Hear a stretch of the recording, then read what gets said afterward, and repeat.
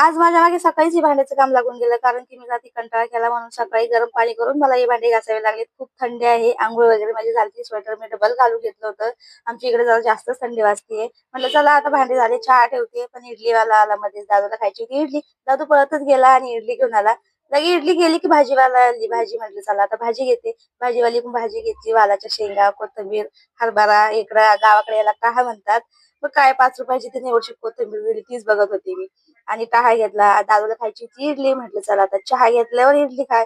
त्या भाजीवालीच्या नादात पूर्ण चहा माझा आटून गेला. म्हटलं चला आता तिकडे आपण चहा घेऊया. मस्त खिडकीतून ऊन येतं आमच्या इथे घरामध्ये, तर मग दोघं जण चहा घेत बसलो. दीदीचे पप्पाही ड्युटीला जातात. दीदी शाळेत जाते सकाळी 7ला, म्हणून आम्ही दोघेच असतो. आणि मला लगेच स्वयंपाक करायचा होता. म्हटलं चला आता दादूसोबत थोडीशी इडली खाऊया आणि मग स्वयंपाकाला लागूया. कारण वालाच्या शेंगा आणि पोळ्या बनवायच्या होत्या आणि दादूला लगेच शाळेत सोडायला जायचं होतं. मग काय झाला माझा इथंच व्हिडिओ आवडला असेल तर नक्कीच लाईक आणि सबस्क्राईब करा. भेटू